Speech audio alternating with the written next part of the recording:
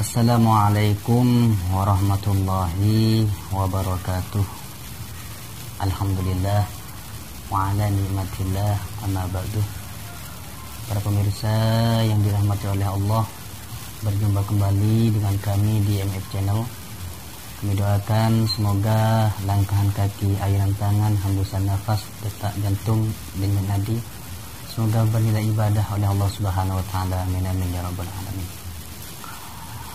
Pada kesempatan hari ini kita akan membahas masih dalam seputar ilmu tajwid, yang mana pembahasan hari ini sampai pada lamul jalalah ya. Lamul jalalah atau lam jalalah. Lam jalalah itu adalah huruf lam yang terdapat pada lafaz Allah. Banyak teman-teman kami yang bertanya, lamul jalalah itu yang terdapat dalam lafaz Allah, apakah lam yang pertama, apakah lam yang kedua? Ya, perlu kami bahas lebih dahulu ya. Lafaz Allah itu, kalau semisal lafaz Allah itu terdapat huruf alif, lam, dan ha. Dan yang dimaksud lamul jalalahnya adalah lam yang kedua, bukan lam yang pertama. Ya. Jadi lam pertama itu tidak dihitung sebagai lam jalalah, melainkan lam yang kedua yang dimaksud lam jalalah. Nah, langsung saja lamul jalalah ya.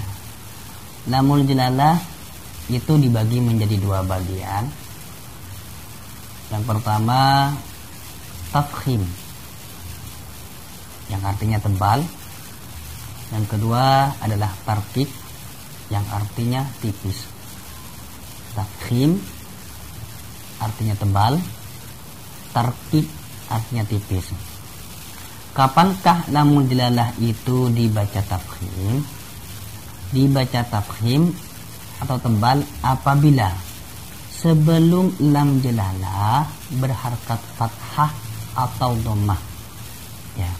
Dan kapan lamul jalalah itu dibaca tarqiq atau tipis?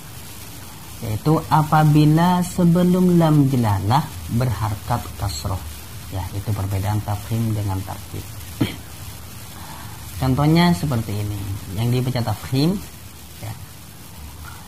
Innallaha ya. Dibaca innallaha, tidak dibaca innallaha. Karena apa? Karena itu dibaca tafkhim. Kenapa kok dibaca tafkhim atau tebal? Karena di situ terdapat harkat fathah. Di mana harkat fathahnya? Harkat fathahnya terletak pada huruf nun. Innallaha. Ya. Tidak dibaca innallaha. Contoh yang kedua yang berharkat dhammah ya. Wa ya'lamullahi, wa ya'lamullahi. Ya, tidak dibaca wa ya'lamullahi, tapi harus dibaca wa ya'lamullahi. Karena lamul jalalahnya dibaca tafkhim atau tebal. Kenapa kok dibaca tafkhim atau tebal? Karena sebelum lam jalalah berharkat dhammah. Di mana letak harkat dhammahnya?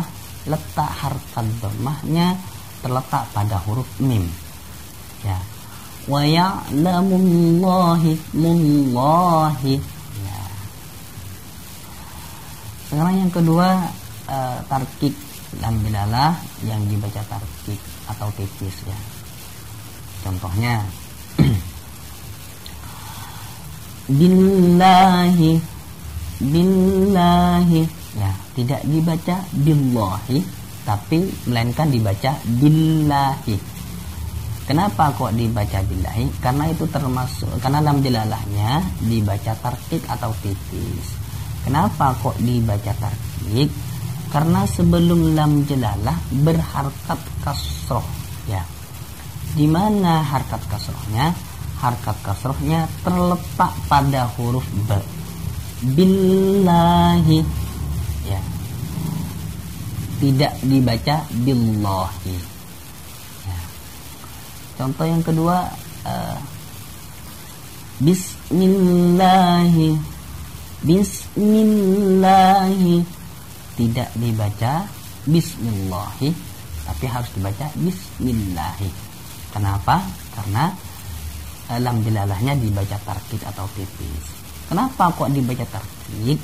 Karena sebelum lam jelalah berharkat kasroh. Di mana letak harkat kasrohnya? Harkat kasrohnya terletak pada huruf mim. Bismillahi, ya, tidak dibaca bismillah. Ya. Sekarang kita coba kasih contoh dengan menggunakan kalimat yang panjang dari potongan ayat ya. Kalau bisa menjawab, berarti itu menandakan bahwasanya sang murid sudah paham. Contohnya seperti ini. Wa ma kana Allahu liyu'adzibahum wa anta fihim. Wa ma kana Allahu liyu'adzibahum wa anta fihim. Ya. Dalam potongan ayat itu, di manakah yang termasuk pelajaran lam jalalah? Yang termasuk pelajaran lam jalalah adalah lafal Allah. Sekarang lam jalalahnya dibaca apa? Dibaca tafkhim apa dibaca tarkik? Jawabannya adalah dibaca tafkhim atau tebal. Kenapa kok dibaca tafkhim atau tebal? Karena sebelum lam jalalah berharkat fathah. Di mana harkat fathahnya? Harkat fathahnya terletak pada huruf nun.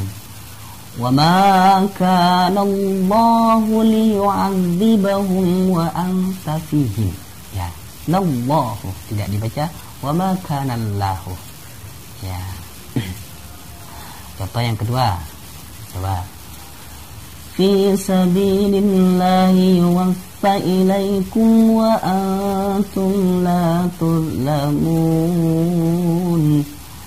Fi sabilillahi yuwaffa ilaikum wa antum la tuzlamun. Ya. Di manakah yang terletak pelajaran lam jalalah? Yaitu lafal Allah.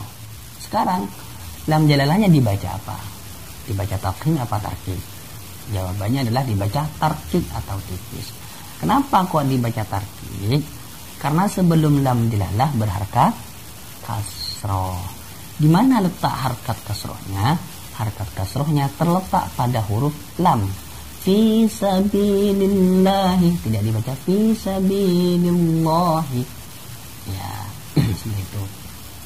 Sekarang kami akan memberikan contoh dari potongan ayat atau kalimat yang panjang yang di dalamnya terdapat dua lamul jalalah. Ya, contohnya seperti ini.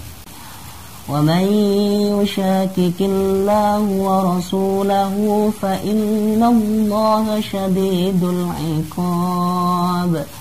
Wa man yushaqiqillahi wa rasulahu fa innallaha syadidul 'iqab. Secara pelan. Wa man yushaqiqillahi wa rasulahu fa innallaha syadidul 'iqab. Pertanyaannya,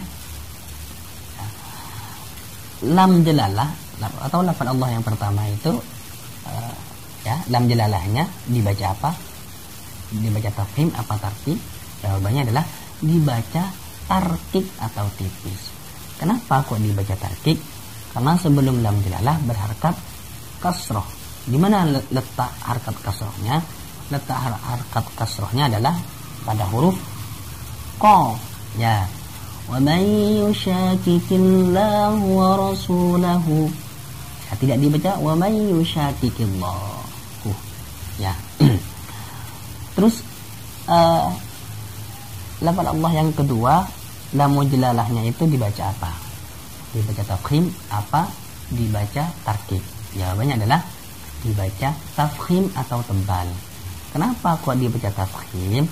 Karena sebelum lam jalalah berharkat fathah. Di mana harkat fathahnya? Harkat fathahnya terletak pada huruf nun. Fa innallaha tidak dibaca fa innallaha. Ya, seperti itu.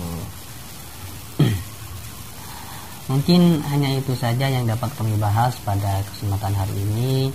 Kurang lebihnya kami mohon maaf. Akhiran dari kami, ihdinas siratal mustaqim. Wassalamualaikum warahmatullahi wabarakatuh.